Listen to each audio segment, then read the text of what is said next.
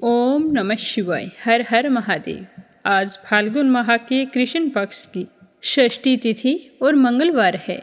आप सभी की मंगल कामना के साथ शुरू करते हैं आज की कथा। तो कथा शुरू करने से पहले कमेंट बॉक्स में गणेश जी भगवान की जय हो, लक्ष्मीपति नारायण के अनंत स्वरूपों की जय हो जरूर लिखें और मीरा भक्ति स्टोरी चैनल को सब्सक्राइब करके वीडियो को लाइक करें और कथा को ज़्यादा से ज़्यादा अपने मित्रों और रिश्तेदारों में शेयर करें। भगवान श्री हरि आपकी सारी मनोकामनाएं पूर्ण करे।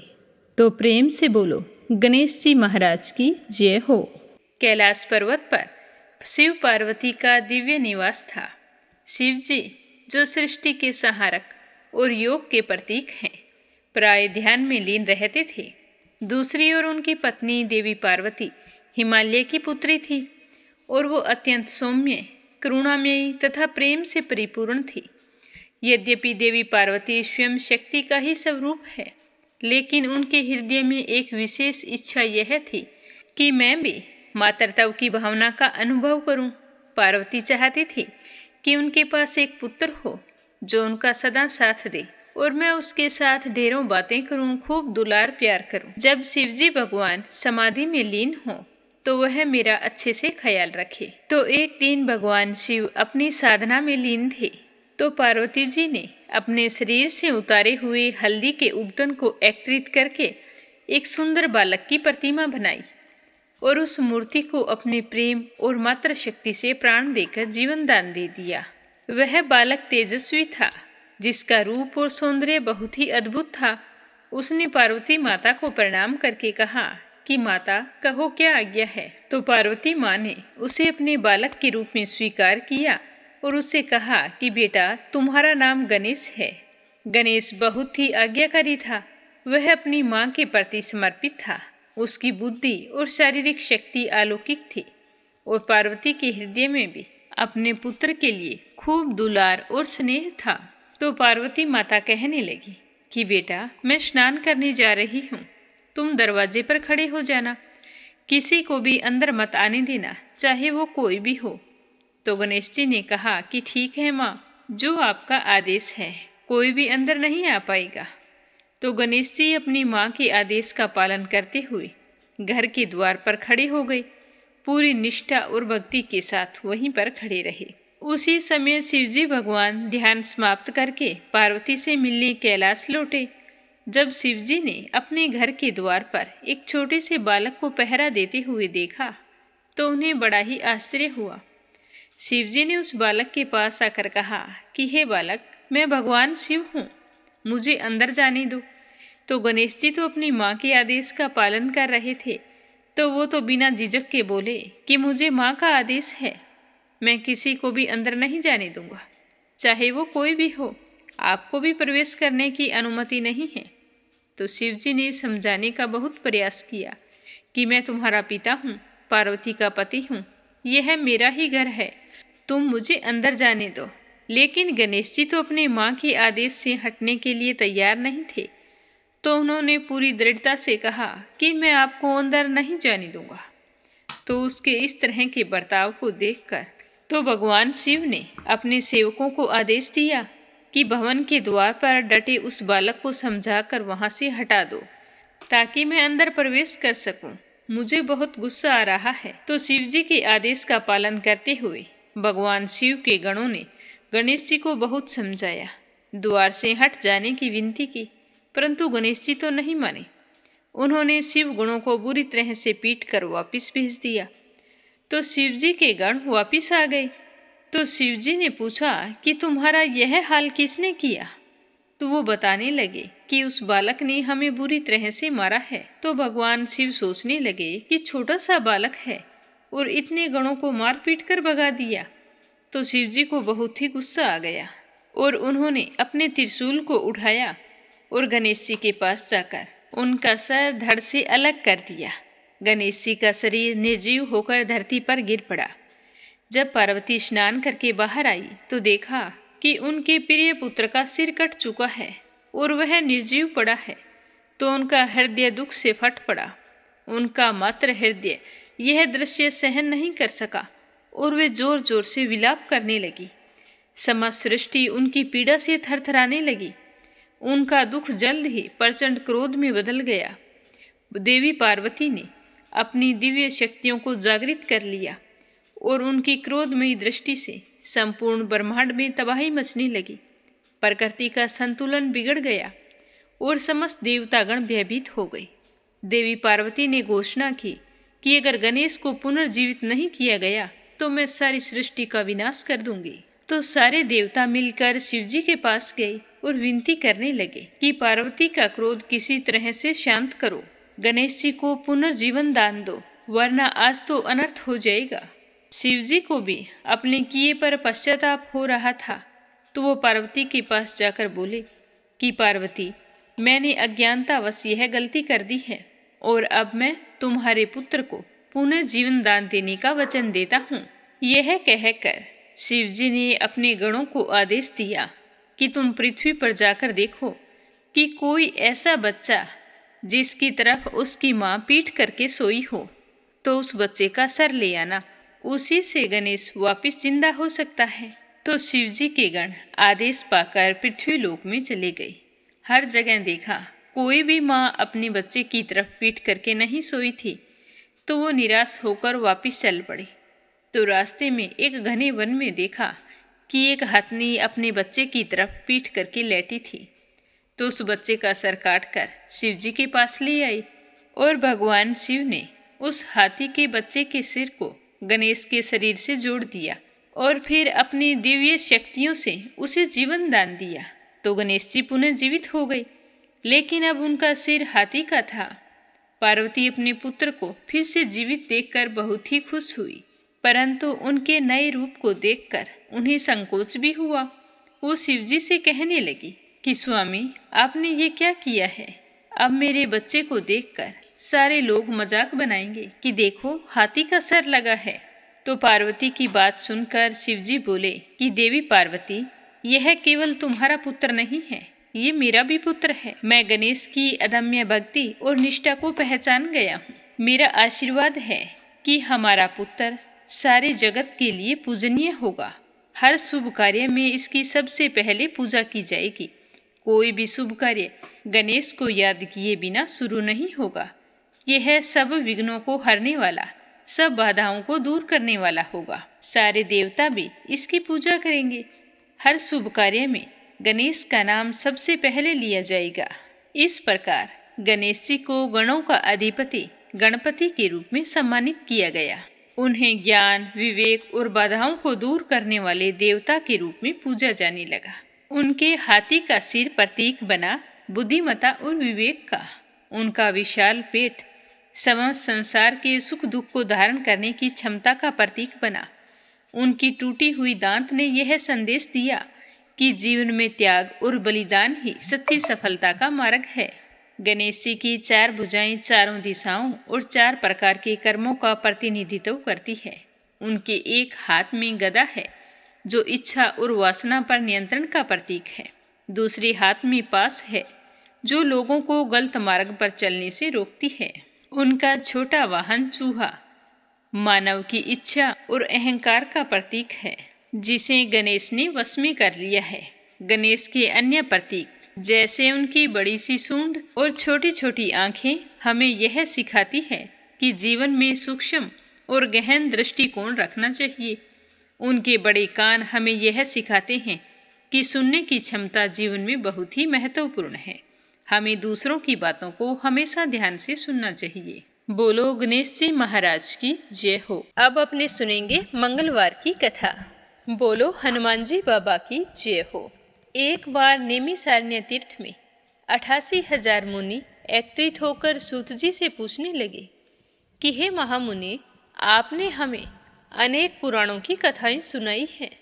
अब कृपया करके हमें कोई ऐसा व्रत और उसकी कथा बताइए जिसके करने से संतान की प्राप्ति हो तथा मनुष्य को रोग, शोक, अग्नि, सर्प आदि का भय न रहे।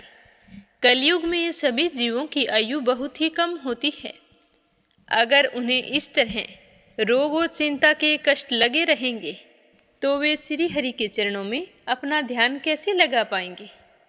तो श्री सूत जी ने कहा कि हे मुनियों, एक बार युधिष्ठिर ने भगवान श्री कृष्ण से लोक कल्याण के लिए यही प्रश्न किया था। भगवान श्री कृष्ण और युधिष्ठिर का संवाद आज मैं आपके सामने कहता हूँ, आप ध्यान देकर सुनना।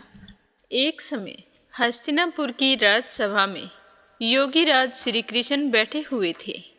तब युधिष्ठिर ने भगवान श्री कृष्ण से प्रश्न किया कि हे प्रभु, हे नंद नंदन गोविंद, आपने मुझे अनेकों कथाएं सुनाई हैं। आज कृपया करके मुझे कोई ऐसा व्रत या कथा सुनाइए जिसके करने से मनुष्य रोग, चिंता तथा भय से मुक्त हो जाए तथा उसे पुत्र की प्राप्ति हो। हे प्रभु, बिना पुत्र मनुष्य का जीवन व्यर्थ है, क्योंकि बिना पुत्र के मनुष्य नरक का गामी होता है। पुत्र के बिना मनुष्य का पितर ऋण से छुटकारा नहीं हो पाता। उसके पितर लोक में सदा अतृप्त रहते हैं। अतः कोई पुत्रदायक व्रत बतलाइए। तो भगवान श्री कृष्ण कहने लगे कि हे राजन, मैं आपको एक प्राचीन इतिहास सुनाता हूँ, आप उसे ध्यान देकर सुनना। कुंडलपुर नाम के नगर में एक बुद्धिमान ब्राह्मण रहता था। उसका गुजारा मुश्किल से होता था। उसे अपने गरीब होने का उतना दुख नहीं था जितना कि उसके संतान न होने के कारण वह दुखी रहता था। उसकी पत्नी सुनंदा पतिव्रता नारी थी। वह भक्तिपूर्वक श्री हनुमान जी की आराधना किया करती थी। मंगलवार के दिन व्रत करके अंत में भोजन बनाकर हनुमान जी को भोग लगाने के बाद स्वयं भोजन करती थी। एक दिन मंगलवार को गृह कार्य अधिक होने के कारण वह हनुमान जी को भोग लगाना भूल गई, जिससे उसे बहुत ही दुख हुआ। तो उसने उस दिन खुद भी भोजन नहीं किया और मन ही मन प्रण लिया कि मैं अब अगले मंगलवार को ही हनुमान जी को भोग लगाकर अन्न जल ग्रहण करूंगी। तो 6 दिन तक ब्राह्मणी सुनंदा अपने प्रण के अनुसार भूखी प्यासी और निराहार रही, परंतु 7वें दिन मंगलवार को वह प्रातः ही बेहोश होकर गिर पड़ी। सुनंदा की इस असीम भक्ति से श्री हनुमान जी बहुत ही प्रसन्न हुए और उसके सम्मुख प्रकट होकर कहने लगे कि सुनंदा, मैं तेरी भक्ति से बहुत ही प्रसन्न हूँ, तू उठ और वरदान मांग। सुनंदा अपने आराध्य देव हनुमान जी को अपने समक्ष देखकर बहुत ही खुश हुई और उनके चरणों में गिर पड़ी और कहने लगी कि हे प्रभु, मेरे कोई संतान नहीं है, अतः आप मुझे संतान प्राप्ति का आशीर्वाद प्रदान करें। तो सुनंदा की बात सुनकर हनुमान जी ने कहा कि तुम्हारी इच्छा अवश्य पूर्ण होगी। तुम्हारे यहाँ एक कन्या जन्म लेगी, उसके अष्टांग प्रतिदिन सोना दिया करेंगे। इस तरह वरदान देकर हनुमान जी अंतर्ध्यान हो गई और ब्राह्मणी सुनंदा बहुत ही खुश हुई और चूरमा बनाकर हनुमान जी को भोग लगाया। फिर अपने व्रत का पारण किया। जब उसका पति घर आया तो वह बहुत ही खुश होकर भगवान का दिया हुआ वरदान अपने पति को बताया। तो लड़के के बारे में सुनकर ब्राह्मण देवता पहले तो दुखी हुए, परंतु सोना मिलने की बात सुनी तो वो प्रसन्न हो उठे। सोचने लगे कि अगर ऐसी कन्या मेरे घर जन्म लेगी तो मेरी तो सारी गरीबी दूर हो जाएगी। तो हनुमान जी की कृपा से 10वें महीने ब्राह्मणी ने बहुत ही सुंदर कन्या को जन्म दिया। 10वें दिन ब्राह्मण ने अपनी उस बालिका का नामकरण संस्कार करवाया। तो उनके कल पुरोहित ने उस बालिका का नाम रत्नावली रखा।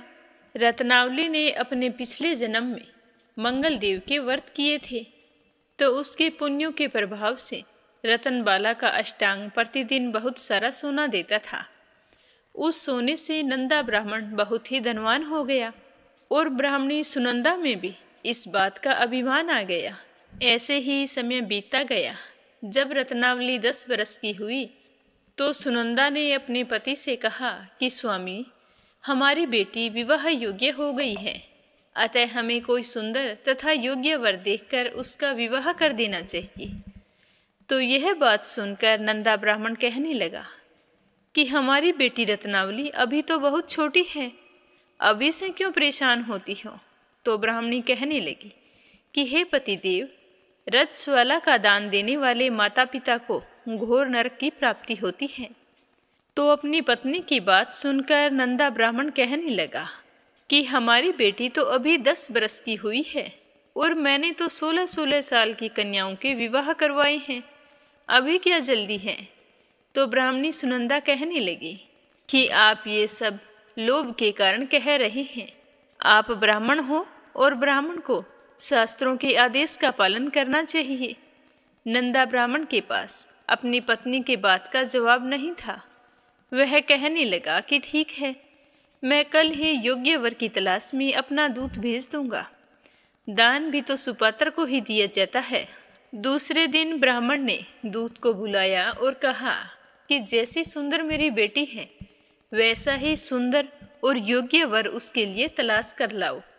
तो दूत स्वामी की आज्ञा पाकर वर खोजने के लिए चल पड़ा। अनेक नगरों में घूमने के बाद वह पंपाई नगर में जा पहुंचा। वहां एक सुंदर ब्राह्मण के लड़के को देखा जिसका नाम सोमेश्वर था। वह बहुत ही गुणवान था। तो दूत ने उस ब्राह्मण के लड़के से सब कुछ पूछा और जानकर वापिस आ गया। आकर उस सुंदर और गुणवान लड़के के बारे में ब्राह्मण नंदा को बताया। तो ब्राह्मण नंदा भी सोमेश्वर से बहुत ही प्रभावित हुआ और सोमेश्वर के घर जाकर अपनी बेटी का रिश्ता तय कर दिया। और फिर शुभ मुहूर्त देखकर पूरे विधि विधान से सोमेश्वर को कन्यादान करके ब्राह्मण ब्राह्मणी बहुत ही संतुष्ट हो गए। पर लोभी ब्राह्मण नंदा ने रतनबाला का कन्यादान तो कर दिया, परंतु वह मन में बहुत ही उदास और दुखी था। वह विचार कर रहा था कि रतनबाला तो अब ससुराल चली जाएगी, अब इसे जो सोना मुझे मिलता था वो तो बंद हो जाएगा, और जो कुछ मेरे पास धन बचा कर रखा हुआ था वह तो इसके विवाह में खर्च हो गया, और जो धन शेष है वो थोड़े ही दिनों में समाप्त हो जाएगा और मैं फिर से गरीब हो जाऊंगा। तो मुझे कोई ऐसा उपाय करना चाहिए जिससे रतनबाला मेरे घर पर ही रहे। तो इस तरह सोचते सोचते उसने एक क्रूर निर्णय ले लिया। उसने विचार किया कि जब सुबह रतनबाला का पति सोमेश्वर उसे अपने साथ घर लेकर जा रहा होगा तब मार्ग में ही मैं उसका वध करवा दूंगा और फिर रतनबाला को अपने साथ घर ले आऊंगा, जिससे मुझे रोजाना सोना भी मिलता रहेगा और मैं लोगों के नज़र दोष से भी बच जाऊंगा। कोई मुझे यह नहीं कहेगा कि मैंने अपनी बेटी का विवाह नहीं किया, क्योंकि ब्राह्मण परिवार में कन्या का विवाह सिर्फ एक ही बार किया जाता है। तो यह तो बहुत ही अच्छा उपाय है। यह सोचकर वो सो गया। प्रातःकाल हुई। नंदा और सुनंदा ने अपने जमाता तथा पुत्री को बहुत सारा धन देकर विदा किया। सोमेश्वर अपनी पत्नी रत्नावली को लेकर अपने नगर की तरफ चल पड़ा। ब्राह्मण नंदा ने जिस तरह से क्रूर निर्णय लिया था उसको अंजाम देने के लिए अपने दूत को भेज दिया और कहा कि मार्ग में ही मेरे जवाई का वध कर देना। तो दूत मार्ग में छिप कर बैठ गया और जैसे ही सोमेश्वर उस छिपे हुए स्थान के पास से गुजरने लगा तो ब्राह्मण के दूत ने उसका वध कर दिया और यह समाचार ब्राह्मण तक भी पहुंचा दिया। अपने जमाता के वध का समाचार सुनकर नंदा ब्राह्मण अपनी पत्नी के साथ वहां पहुंचा जहां पर यह जघन्य अपराध हुआ था और रुंदन करती हुई अपनी पुत्री से कहने लगा कि हे पुत्री, लुटेरों ने ऐसा अनर्थ करते हुए कुछ भी नहीं सोचा, लेकिन यह तो भगवान की इच्छा थी। भगवान के आगे किसी का भी वश नहीं चला है। अब तू मेरे साथ घर चल। जो भाग्य में लिखा होता है वही होता है। तू मेरे साथ चल और अपना बचा हुआ जीवन वहीं पर व्यतीत कर। अपने पति की मृत्यु से दुखी हुई रत्नावली अपने पिता से कहने लगी कि पिताजी, मैं तो मेरे पति के साथ ही सती होना चाहती हूँ। जब मेरे पति ही नहीं हैं तो मेरे जीने का क्या फ़ायदा। तो रत्नावली के माता पिता ने उसे बहुत समझाया, लेकिन वो नहीं मानी। उसने तो मरने की ठान ली थी। उसने विलाप करते हुए अपने माता पिता से सती होने की इच्छा बताई। तो वह ब्राह्मण नंदा विचार करने लगा कि मैंने अपने जवाई का वध करवा के इस पाप को अपने सर लिया है। रतनबाला तो अपने पति के साथ ही अपने प्राण तक देने को तैयार है। तो मेरा तो दोनों तरफ से मरना हो गया। अब ना तो धन मिलेगा और जवाई का वध करवाने के कारण मुझे यम यातना भोगनी पड़ेगी, वो अलग। यह सोचकर वह ब्राह्मण बहुत ही दुखी हुआ। फिर सोमेश्वर की चिता बनाई गई। रतनबाला सती होने की इच्छा से पति का सर अपनी गोद में रखकर चिता में बैठ गई। जैसे ही चिता को अग्नि दी गई, वैसे ही प्रसन्न होकर मंगलदेव वहां पर प्रकट हो गए और कहने लगे कि हे रत्नावली, मैं तेरी पति भक्ति से बहुत ही प्रसन्न हूँ, तू वरदान मांग। तो रतनबाला ने अपने पति का जीवन दान मांगा।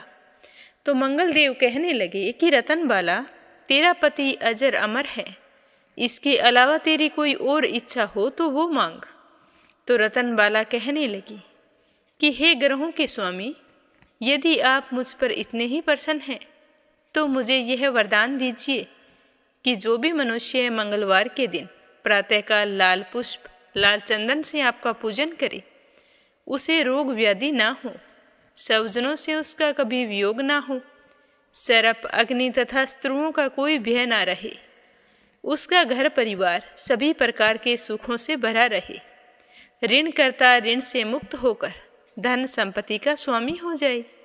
जो स्त्री मंगलवार का व्रत करे वह कभी विधवा ना हो।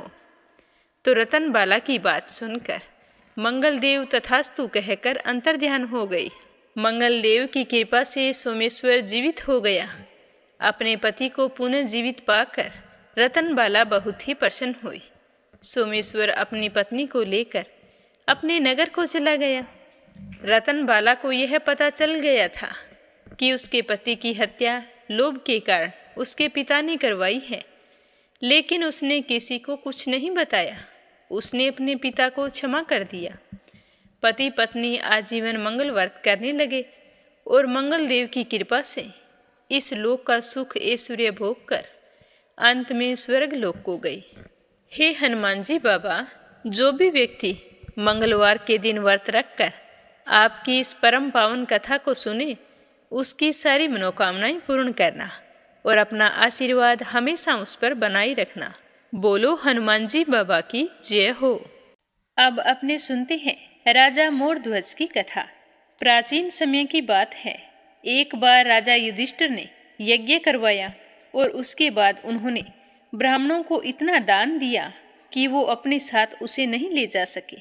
तो यह देखकर अर्जुन भगवान श्री कृष्ण से कहने लगे कि हे मुरलीधर, मेरे भाई युधिष्ठिर जैसा भी कोई दानी इस संसार में है। तब श्री कृष्ण ने कहा कि हे अर्जुन, दान की लिस्ट में तुम्हारे भाई युधिष्ठिर का नाम सबसे नीचे आता है। तो अर्जुन हैरान होते हुए कहने लगे कि अच्छा, तो आप ही बताइए कि दान की श्रेणी में सबसे ऊपर नाम किसका आता है। तो अर्जुन की बात सुनकर श्री कृष्ण भगवान कहने लगे कि दान की सूची में सबसे पहला नाम है मोरध्वज का। तो अर्जुन को श्री कृष्ण की बातों पर विश्वास नहीं हुआ। तो अर्जुन कहने लगे कि हे श्री कृष्ण, मुझे तो विश्वास नहीं है कि मेरे भाई से बड़ा भी कोई दानी हो सकता है। हमें तो विश्वास नहीं हो रहा। तो श्री कृष्ण भगवान कहने लगे कि अर्जुन, हम परीक्षा लेकर देख सकते हैं, फिर तो आप मान जाओगे। तो अर्जुन ने कहा कि ठीक है। तब श्री कृष्ण भगवान ने यमराज को बुलाकर एक बूढ़ा शेर बना दिया। अर्जुन तथा भगवान श्री कृष्ण दोनों ने ब्राह्मण का रूप धारण कर लिया। अब तीनों राजा मोरध्वज के महल में पहुंच गए और वहां जाकर बोले कि भिक्षाम देहि। तब राजा मोरध्वज ब्राह्मण के पास आए और बोले कि अहो भाग्य हमारे, जो आप हमारे यहाँ पधारे। कहिए ब्राह्मण देवता, हम आपकी क्या सेवा कर सकते हैं। तब ब्राह्मण रूपी श्री कृष्ण भगवान ने मोरध्वज से कहा कि हे राजन, हमारा शेर बहुत बूढ़ा हो चुका है, अब तो इसके दांत भी नहीं रहे। तो तुम ऐसा करो कि सबसे पहले हमारे शेर को मांस खिलाओ। तो राजा मोरध्वज ने कहा कि ठीक है ब्राह्मण देवता, मैं आपके शेर को शरीर का मांस काटकर खिला दूंगा, जो कि बहुत ही मुलायम है और यह खा भी आसानी से लेगा। तब ब्राह्मण रूपी श्री कृष्ण भगवान ने कहा कि नहीं मोरध्वज, आप बूढ़े हो चुके हैं, इसीलिए आपका मांस काफ़ी सख्त हो गया है। आपके शरीर का मांस हमारे बूढ़े शेर के लिए सही नहीं है। आपके यहाँ एक 5 वर्ष का बालक है, उसे ठीक बीच से काट कर उसके 2 टुकड़े करो और उसका मुलायम मांस हमारे शेर को खिलाओ। अगर खिला सकते हो तो ठीक है, वरना हम यूं ही चले जाएंगे।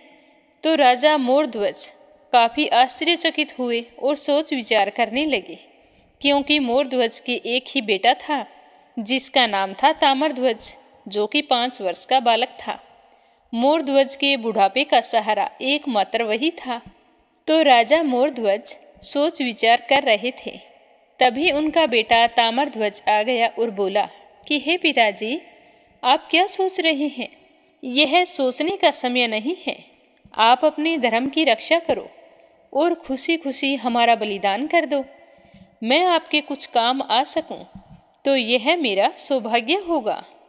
तब राजा मोरध्वज अपनी रानी के पास गए और सारी कहानी कह सुनाई और कहने लगे कि क्या इस काम में तुम मेरा साथ दोगे? तो रानी कहने लगी कि हे महाराज, धर्म की रक्षा के लिए मैं अनेक बालकों की कुर्बानी दे सकती हूँ, अतः आप धर्म का पालन करें। तब राजा मोरध्वज ने एक आरा मंगवाया। एक तरफ मोरध्वज तथा दूसरी तरफ रानी और बीच में ताम्रध्वज बैठ गया। जब राजा मोरध्वज आरा चलाने ही वाले थे, तब ताम्रध्वज ने अपने माता पिता को रोक दिया और खड़ा होकर भागा भागा अंदर गया और फिर उसी समय बाहर आ गया। हाथ में रुई लेकर आया और अपने माँ पिताजी को देकर कहने लगा कि आप इसे अपने कानों में डाल लो। तो राजा और रानी दोनों हैरानी से उसकी ओर देखने लगे। तो वह कहने लगा कि आप अपने कानों में रुई डाल लोगे तो जब मेरे दर्द के मारे चीख निकलेगी, तो उस चीख को सुनकर यदि आप लोगों के हाथ से आरा रुक गया तो आपका धर्म नष्ट हो जाएगा। कानों में रुई होगी तो चाहे मैं कितना भी चीखूं या चिल्लाऊं, आपको सुनाई नहीं देगा। अब आप दोनों अपना धर्म निभाइए।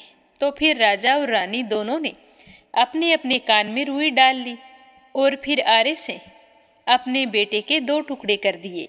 जब आरा चलाया तो खून की फुहार देखकर ताम्रध्वज की माँ की आंखों से आंसू निकल आए। तब ब्राह्मण ने कहा कि हे रानी, आंख से आंसू नहीं गिरना चाहिए। अगर आंसू गिर गया तो हमारा शेर मांस नहीं खाएगा। तो रानी ने अपने आंसू वहीं पर रोक लिए। फिर उनके बेटे के शरीर का एक हिस्सा शेर के आगे रखा गया। तो शेर ने बच्चे का एक हिस्सा खा लिया और दूसरे हिस्से को बाहर फेंकवा दिया।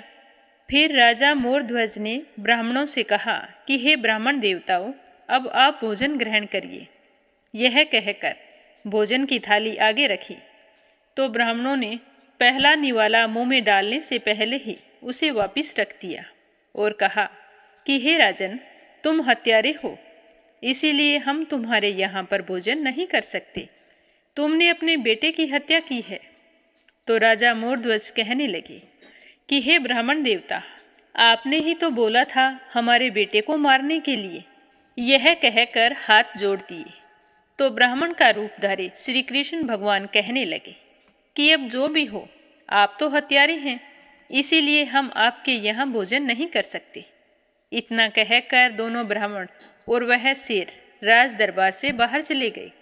तब राजा मोरध्वज जोर जोर से रोने लगे और कहने लगे कि बेटा, तूने मरकर हमारे धर्म की रक्षा की है, अब जीवित होकर तुम्हें हमारे धर्म की रक्षा करनी है।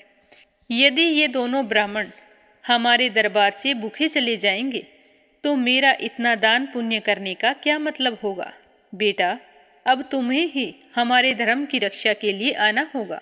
यह कहकर राजा और रानी निराश होकर बैठ जाते हैं। तभी अंदर से ताम्रध्वज की आवाज़ आती है कि पिताजी, मुझे आपके धर्म की रक्षा के लिए वापस आना ही पड़ा। तो अपने बेटे की आवाज़ सुनकर राजा मोरध्वज पीछे मुड़कर देखते हैं तो वहाँ पर ना कोई ब्राह्मण था, ना कोई शेर था। वहाँ पर तो भगवान श्री कृष्ण अपने चतुर्भुज रूप में हाथ में शंख, चक्र और गदा पुष्प धारण किए हुए खड़े थे।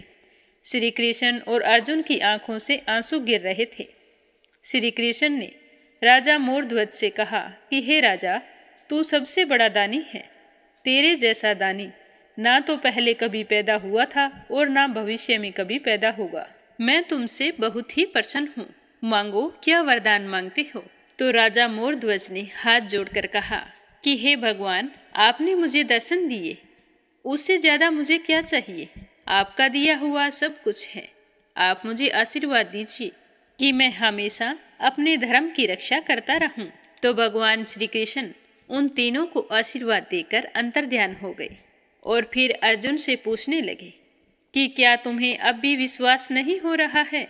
तो अर्जुन की आंखों में आंसू आ गए और उन्होंने भगवान श्री कृष्ण के सामने हाथ जोड़ दिए और कहने लगे कि मैंने आप पर विश्वास ना करके बहुत बड़ी गलती कर दी है, क्योंकि मुझे पता है कि आप कौन हैं। बोलो श्री कृष्ण भगवान की जय हो। बोलो राजा मोरध्वज की जय हो।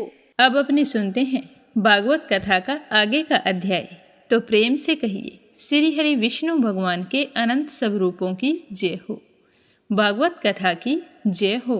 राजा परीक्षित पूछने लगे कि हे भगवान, जब उद्धव जी श्री कृष्ण से आज्ञा पाकर बद्रीवन को चले गए थे तो पीछे से भगवान श्री कृष्ण ने द्वारिका में क्या लीला रची थी। हे प्रभु, यदुवंश शिरोमणि भगवान श्री कृष्ण जिनके वंश को ब्राह्मणों ने श्राप दे दिया था, तो फिर सबके नेत्र आदि इंद्रियों के परम प्रिय अपने दिव्य श्री विग्रह की लीला का स्मरण कैसे किया। क्योंकि हे भगवान, जब स्त्रियों के नेत्र उनके श्री विग्रह में लग जाते थे तब वे उन्हें वहाँ से हटाने में असमर्थ हो जाती थी। जब संत पुरुष उनकी रूप माधुरी का वर्णन सुनते थे तब वह श्री विग्रह कानों के रास्ते प्रवेश करके उनके चित्त में गड़ सा जाता था। उनका चित्त वहाँ से बिल्कुल भी हटना नहीं चाहता था। उसकी शोभा कवियों की काव्य रचना में अनुराग का रंग भर देती है और उनका सम्मान बढ़ा देती है। महाभारत युद्ध के दौरान जब वे हमारे दादा अर्जुन के साथ रथ पर बैठे थे, उस समय जिन जिन योद्धाओं ने उसे देखते देखते शरीर त्याग किया, उन्हें सारूप्य मुक्ति मिल गई। उन्होंने अपना ऐसा अद्भुत श्री विग्रह किस प्रकार अंतर्ध्यान किया। तो राजा परीक्षित की बात सुनकर श्री सुखदेव जी कहने लगे कि हे राजन, जब भगवान श्री कृष्ण ने देखा कि आकाश, पृथ्वी और अंतरिक्ष में बड़े बड़े उत्पात अपशुगन हो रहे हैं, तब उन्होंने सुधर्मा सभा में उपस्थित सभी यदुवंशियों से यह बात कही थी कि मेरे प्यारे यदुवंशियों, यह देखो, आजकल तो द्वारिका में बड़े बड़े भयंकर उत्पात हो रहे हैं। यह सब कुछ हमारे अनिष्ट के सूचक हैं। अब हमें यहाँ 2 पल भी रुकना नहीं चाहिए। स्त्री, बच्चे, बूढ़े यहाँ से सारे के सारे शंखो द्वार क्षेत्र में चले जाएं और हम लोग प्रभास क्षेत्र में चलते हैं। आप सब जानते हैं कि वहाँ सरस्वती पश्चिम की ओर से बहकर समुद्र में जा मिली है। हम सारे के सारे वहाँ जाकर स्नान करके पवित्र होंगे, उपवास करेंगे और एकाग्र चित्त से स्नान एवं चंदन आदि सामग्रियों से देवताओं की पूजा करके उन्हें प्रसन्न करेंगे। वहाँ स्वस्ति वाचन के बाद हम लोग गऊ, भूमि, सोना, वस्त्र, हाथी, घोड़े, रथ और घर आदि के द्वारा महात्मा ब्राह्मणों का सत्कार करेंगे।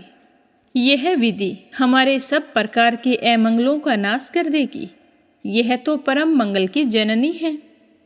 श्रेष्ठ यदुवंशियों, देवता, ब्राह्मण और गौओं की पूजा ही प्राणियों के जन्म का परम लाभ है।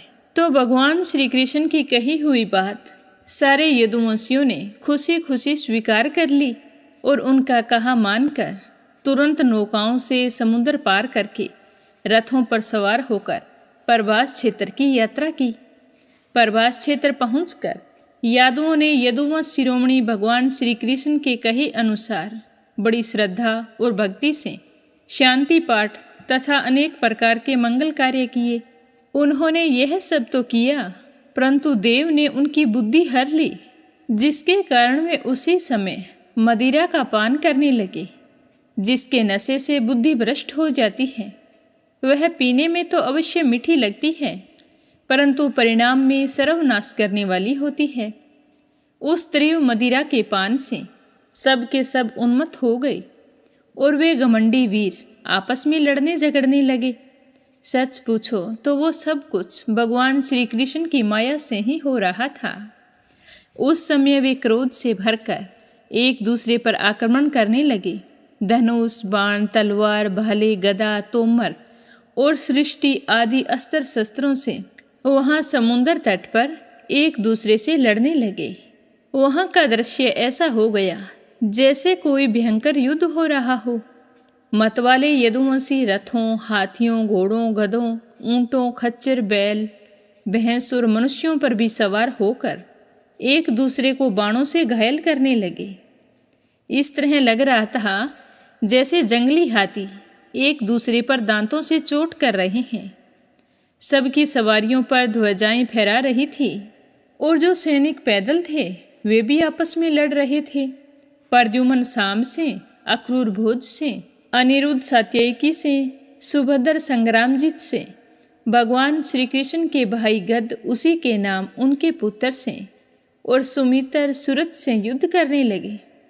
ये सारे के सारे योद्धा बहुत ही भयंकर थे और क्रोध में भरकर एक दूसरे का नाश करने पर तुल गए। इनके अतिरिक्त निष्ठ, उल्मक, सहस्त्राजित, सत्यजित और भानु सभी यादव एक दूसरे से लड़ने लगे। भगवान श्री कृष्ण की माया ने तो इन्हें अत्यंत मोहित कर ही रखा था और इसके साथ साथ मदिरा के नशे ने इन्हें अंधा बना दिया। दाशहरा, वैष्णी, अंधक, भोज, सातवत, मधु, अर्बुद, माथुर, सूरसेन, विसर्जन, कुकुर और कुंती आदि वंशों के लोग सौहार्द और प्रेम को भुलाकर आपस में मार काट करने लगे। घमंडवश पुत्र पिता का, भाई भाई का, भांजा मामा का, नाती नाना का, मित्र मित्र का, चाचा भतीजे का, एक गोत्र वाले सारे आपस में एक दूसरे का खून करने लगे। अंत में जब उन सब के बाण समाप्त हो गए और धनुष टूट गए, अस्त्र शस्त्र सब कुछ नष्ट भष्ट हो गए, तब उन्होंने अपने हाथों से समुद्र तट पर लगी हुई एक एरका नाम की घास उखाड़नी शुरू कर दी। और यह घास वही थी जो ऋषियों के श्राप से जो उत्पन्न हुआ मुसल था, जिसे कूट पीस कर समुद्र में फेंक दिया गया था। तो राजन, वही घास उनके हाथ में आते ही वज्र के समान कठोर हो गई। अब वे गुस्से में होकर उसी घास से एक दूसरे पर प्रहार करने लगे। भगवान श्री कृष्ण ने उन्हें मना किया तो उन्होंने उनको और बलराम जी को भी अपना शत्रु समझ लिया। उस समय उनकी बुद्धि ऐसी हो गई थी कि वे भगवान श्री कृष्ण और बलराम जी को मारने के लिए उनकी ओर दौड़ पड़े। तो यह देखकर भगवान श्री कृष्ण और बलराम जी को भी गुस्सा आ गया। वे भी क्रोध में भरकर उस युद्ध भूमि में इधर उधर विचरने और मुट्ठी मुट्ठी घास उखाड़ उखाड़ कर उन्हें मारने लगे। उस घास से मारने पर सामने वाले पर बहुत ही भयंकर चोट होती थी। ठीक उसी तरह जैसे बांसों की रगड़ से उत्पन्न होकर दावानल बांसों को ही भस्म कर देता है, वैसे ही ब्राह्मणों के श्राप से ग्रस्त और भगवान श्री कृष्ण की माया से मोहित यदुवंशियों ने क्रोधित होकर एक दूसरे का नाश कर दिया। इस तरह समूल यदुवंशी नष्ट हो गए। जब भगवान श्री कृष्ण ने देखा कि सारे यदुवंशियों का संहार हो चुका है, तब उन्होंने यह सोचकर संतोष की सांस ली कि पृथ्वी का बचा खुचा भार भी आज उतर गया है। हे राजन, बलराम जी ने समुद्र तट पर बैठकर एकाग्र चित्त से परमात्मा का चिंतन करते हुए अपने आत्मा को आत्म स्वरूप में स्थिर कर लिया और मनुष्य शरीर छोड़ दिया। जब भगवान श्री कृष्ण ने देखा कि मेरे बड़े भाई बलराम जी परम पद में लीन हो गए हैं, तो वे भी एक पीपल के पेड़ के नीचे जाकर चुपचाप धरती पर बैठ गए। भगवान श्री कृष्ण ने उस समय अपनी अंग कांति से देदीप्यमान चतुर्भुज रूप धारण कर रखा था और धूम से रहित अग्नि के समान दिशाओं को अंधकार रहित कर प्रकाशमान बना रहे थे। वर्षाकालीन मेघ के समान सांवले शरीर से तपे हुए सोने के समान ज्योति निकल रही थी। उनके वक्ष स्थल पर श्रीवत्स का चिन्ह शोभायमान था। वे रेशमी पीतांबर की धोती और वैसा ही दुपट्टा धारण किए हुए थे। उनका रूप बड़ा ही मंगलमय था। उनके मुख पर बहुत ही सुंदर मुस्कान थी। कपोलों पर नीली नीली अलकें बड़ी ही सुहावनी लग रही थी। कमल के समान सुंदर सुंदर एवं सुकुमार नेत्र थे और कानों में कुंडल झिलमिल झिलमिल कर रहे थे। कमर में करधनी, कंधे पर यज्ञोपवीत, माथे में मुकुट, कलाइयों में कंगन, बाहों में बाजूबंद और वक्ष स्थल पर हार, चरणों में नूपुर, अंगुलियों में अंगूठी और गले में कौस्तुभ मणि शोभायमान हो रही थी। घुटनों तक वनमाला लटकी हुई थी। शंख, चक्र, गदा आदि आयुध मूर्तिमान होकर प्रभु की सेवा कर रहे थे। उसी समय भगवान अपनी दाहिनी जांघ पर बायां चरण रखकर बैठे हुए थे। उस समय उनके पैर की पगथली कमल के समान चमक रही थी। तो हे राजन, उसी समय भगवान की ही माया से जरा नाम का एक बहेलिया था। उसने मूसल के बचे हुए टुकड़े से अपनी बाण की गांसी बना ली थी और वह टुकड़ा उसे मछली के पेट से मिला था। तो उस बहेलिए को दूर से भगवान के पैर का लाल लाल तलवा हिरण के मुख के समान जान पड़ा। उसने उसे सचमुच हिरण समझकर अपने बाण से बींध दिया। जब वह बाण चलाकर पास आया तो उसने देखा कि अरे ये तो चतुर्भुज पुरुष हैं, मुझसे तो अपराध हो गया। इसीलिए वह डर के मारे कांपने लगा और दैत्य दलन भगवान श्री कृष्ण के चरणों में सिर रखकर धरती पर गिर पड़ा। उसने कहा कि हे भगवान श्री कृष्ण, मैंने अनजाने में यह पाप कर दिया है। सचमुच मैं बहुत ही बड़ा पापी हूँ, परंतु आप परम यशस्वी और निर्विकार हैं। आप कृपया करके मेरा अपराध क्षमा कीजिए। सर्वव्यापक शक्तिमान प्रभु, महात्मा लोग कहा करते हैं कि आपके स्मरण मात्र से मनुष्यों के अज्ञान का अंधकार नष्ट हो जाता है। पर देखो, बड़े दुख की बात है कि मैंने खुद आपका ही अनिष्ट किया है। हे कमल नयन, मैं निरपराध हिरणों को मारने वाला बहुत बड़ा पापी हूँ। आप मुझे इसी वक्त मार डालिए, क्योंकि मर जाने पर मैं फिर कभी आप जैसे महापुरुषों के साथ ऐसा अपराध नहीं करूँगा। हे भगवान, संपूर्ण विद्याओं के पारदर्शी ब्रह्मा जी और उनके पुत्र रुद्र आदि भी आपकी योग माया का विलास नहीं समझ सकते, क्योंकि उनकी दृष्टि भी आपकी माया से आवृत है। ऐसी अवस्था में हमारे जैसे पापी लोग आपको समझ ही कैसे सकते हैं। तो भगवान श्री कृष्ण कहने लगे कि अरे जरा तुम डर मत, खड़ा हो।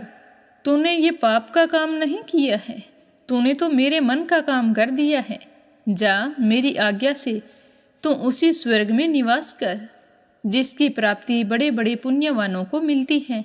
तो इस तरह बताते हुए श्री सुखदेव जी कहने लगे कि हे राजन, भगवान श्री कृष्ण तो अपनी इच्छा से शरीर धारण करते हैं। जब उन्होंने उस बहेलिये को यह आदेश दिया, तब उसने उनकी 3 बार परिक्रमा की, नमस्कार किया और फिर विमान पर सवार होकर स्वर्ग को चला गया। भगवान श्री कृष्ण का सारथी दारुक उनके स्थान का पता लगाता हुआ उनके द्वारा धारण की हुई तुलसी की गंध से युक्त वायु को सूंघकर और उससे उनके होने वाले स्थान का अनुमान लगाकर सामने की ओर गया। तो दारुक ने वहां जाकर देखा कि भगवान श्री कृष्ण पीपल के वृक्ष के नीचे आसन लगाई बैठे हैं। असहाय तेज वाले आयुध मूर्तिमान होकर उनकी सेवा में संलग्न हैं। तो यह देखकर दारुक के हृदय में प्रेम की बाढ़ आ गई। नेत्रों से आंसुओं की धारा बहने लगी। वह रथ से कूदकर भगवान के चरणों में गिर पड़ा। उसने भगवान से प्रार्थना की कि हे प्रभु, रात्रि के समय चंद्रमा के अस्त हो जाने पर राह चलने वाले राहगीर की जैसी दशा हो जाती है, आपके चरण कमलों का दर्शन ना पाकर आज मेरी दशा भी वैसी ही हो गई है। मेरी दृष्टि नष्ट हो गई है। अब मुझे तो चारों ओर अंधकार ही अंधकार नजर आ रहा है। अब ना तो मुझे दिशाओं का ज्ञान है और ना ही मेरे चित्त में शांति है। हे राजन, वह दारुक इस प्रकार बोल ही रहा था कि उसके सामने ही भगवान का गरुड़ ध्वज रथ पताका और घोड़ों के साथ आकाश में उड़ गया। उसके पीछे पीछे भगवान के दिव्य आयुध भी चले गए। यह देखकर दारूक की आश्चर्य की सीमा नहीं रही और वह हैरान होकर यह सब कुछ देखता रहा। तब भगवान श्री कृष्ण ने उससे कहा कि अरे दारूक, अब तुम द्वारिका चले जाओ।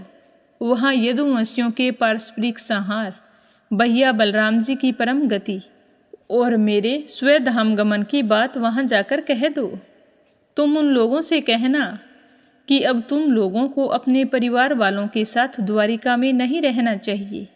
मेरे न रहने पर समुद्र उस नगरी को डुबो देगा। सब लोग अपनी अपनी धन संपत्ति, कुटुंब और मेरे माता पिता को लेकर अर्जुन के यहाँ इंद्रप्रस्थ चले जाएं। हे दारूक, तुम मेरे द्वारा कहे गए भागवत धर्म का आश्रय लो और ज्ञाननिष्ठ होकर सबकी उपेक्षा कर दो। इस दृश्य को मेरी माया की रचना समझकर शांत हो जाओ। यह सब कुछ देखकर तुम्हें इतना विस्मय क्यों हो रहा है? यह तो सब मेरी ही लीला है। अब तुम द्वारिका जाओ, जैसा मैंने कहा है उन लोगों से वैसा ही बोल दो।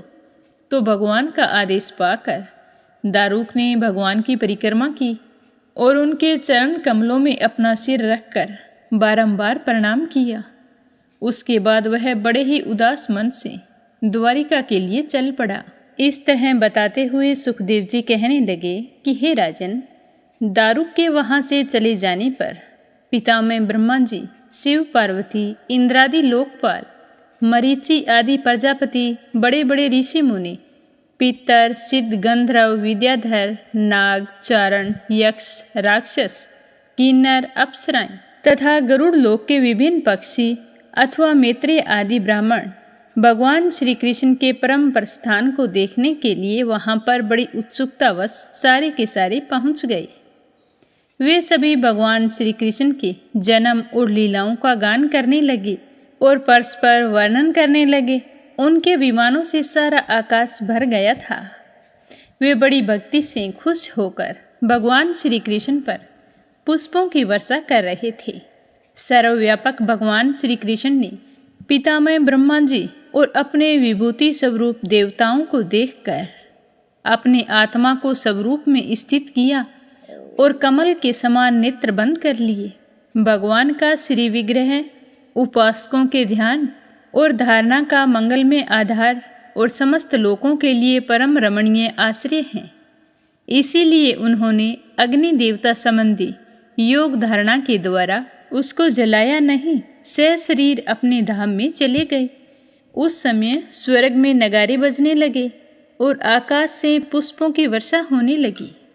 हे राजन, भगवान श्री कृष्ण के पीछे पीछे इस लोक से सत्य, धर्म, धैर्य, कीर्ति और श्री देवी भी वहाँ से चली गई। भगवान श्री कृष्ण गति, मन और वाणी के परे हैं। तभी तो भगवान जब अपने धाम में प्रवेश करने लगे तो ब्रह्म आदि देवता उन्हें देख भी नहीं सके। इस घटना से उन्हें बड़ी ही हैरानी हो रही थी। उन्होंने ठीक उसी तरह प्रवेश किया जैसे बिजली मेघमंडल को छोड़कर जब आकाश में प्रवेश करती है तब मनुष्य उसकी चाल को नहीं देख पाते। वैसे ही बड़े बड़े देवता भी श्री कृष्ण की गति के संबंध में कुछ भी नहीं जान सके और ना ही देख सके। पितामह ब्रह्मा जी और भगवान शंकर आदि देवता भगवान के यह परम योगमयी गति देखकर बड़े विस्मय के साथ उसकी प्रशंसा करते हुए अपने अपने लोक में चले गए। हे राजन, जैसे नट अनेक प्रकार के समांग बनाता है परंतु रहता उनसे निर्लेप है, वैसे ही भगवान का मनुष्यों के समान जन्म लेना, लीला करना और फिर उसे संवरण कर लेना उनकी माया का विलास मात्र है, अभिनय मात्र है। वे स्वयं ही इस जगत की सृष्टि करते हैं और इसमें प्रवेश करके विहार करते हैं और अंत में संहार लीला करके और अपने अनंत महिमा में स्वरूप में स्थित हो जाते हैं। सांदीपनी गुरु का पुत्र यमपुरी चला गया था परंतु उसे वे मनुष्य शरीर के साथ लौटा लाए थे। और हे राजन, तुम्हारा शरीर भी ब्रह्मास्त्र से जल चुका था परंतु उन्होंने तुम्हें जीवित कर दिया था। वास्तव में उनकी शरणगत वत्सला ऐसी ही है और मैं तुम्हें इसके बारे में क्या बताऊं। उन्होंने कालों के काल भगवान शंकर को भी युद्ध में जीत लिया था। अत्यंत अपराधी अपने शरीर पर भी प्रहार करने वाले बहेलिये को भी शरीर के साथ स्वर्ग भेज दिया था। हे राजन, ऐसी स्थिति में क्या वे अपने शरीर को सदा के लिए यहाँ नहीं रख सकते थे? वे यहाँ पर जरूर रख सकते थे। भगवान श्री कृष्ण संपूर्ण जगत की स्थिति, उत्पत्ति और संहार के निरपेक्ष कारण हैं और संपूर्ण शक्तियों के धारण करने वाले हैं। तथापि उन्होंने अपने शरीर को इस संसार में बचा कर रखने की इच्छा नहीं थी। यह सब करके उन्होंने यह दिखाया कि इस मनुष्य शरीर से मुझे क्या प्रयोजन है। आत्मनिष्ठ पुरुषों के लिए यही आदर्श है कि वे शरीर रखने की चेष्टा ना करें। जो पुरुष प्रातःकाल उठकर भगवान श्री कृष्ण के परम धाम गमन की इस कथा का एकाग्रता और भक्ति के साथ कीर्तन करता है, उसे भगवान का वही सर्वश्रेष्ठ परम पद प्राप्त होता है। तो यह सुनकर राजा परीक्षित पूछने लगे कि हे भगवान, जब दारुक वहां से उदास होकर लौटा तो द्वारिका में जाकर उसने क्या कहा और किससे कहा, यह भी मुझे बतलाइए। तो परीक्षित की बात सुनकर सुखदेव जी कहने लगे कि हे राजन, जब दारुक भगवान श्री कृष्ण के विरह से व्याकुल होकर द्वारिका आया तो वह वासुदेव जी तथा उग्रसेन जी के चरणों में गिरकर उन्हें आंसुओं से भिगोने लगा। कुछ देर तक यूं ही रोता रहा। किसी के समझ में कुछ नहीं आ रहा था कि यह क्या हो रहा है। फिर उसने अपने आप को संभाल कर यदुवंशियों के विनाश का सारा विवरण कह सुनाया। तो यह दुखद घटना जानकर सारे लोग बहुत ही दुखी हुए और शोक के मारे मूर्छित होकर गिर पड़े। भगवान श्री कृष्ण के वियोग से विहाल होकर वे लोग सिर पीटते हुए तुरंत वहां पहुंचे जहां उनके भाई बंधु निष्प्राण होकर पड़े थे। देवकी, रोहिणी और वासुदेव जी अपने प्यारे पुत्र श्री कृष्ण और बलराम को न देखकर शोक की पीड़ा से बेहोश हो गए। उन्होंने भगवत विरह से व्याकुल होकर अपने प्राण वहीं पर त्याग दिए। स्त्रियों ने भी अपने अपने पतियों के शव पहचान कर उन्हें हृदय से लगा लिया और उनके साथ चिता पर बैठकर उन्हीं के साथ भस्म हो गई। बलराम जी की पत्नियां उनके शरीर को, वासुदेव जी की पत्नियां उनके शव को और भगवान की पुत्र वधुएं अपने पतियों की लाशों को लेकर अग्नि में प्रवेश कर गई। भगवान श्री कृष्ण की रुक्मिणी आदि पटरानियां उनके ध्यान में मगन होकर अग्नि में प्रविष्ट हो गई। हे राजन, जब इस बात का पता अर्जुन को लगा कि उनके प्रियतम सखा भगवान श्री कृष्ण नहीं रहे तो वे उनके शोक से बड़े व्याकुल हुए। फिर उन्होंने गीता के सह उपदेशों का स्मरण किया और अपने मन को संभाल लिया। यदुवंश के मृत व्यक्तियों को, जिन्हें कोई पिंड दान देने वाला नहीं था, उन सभी का श्राद्ध क्रम अर्जुन ने विधि विधान से किया।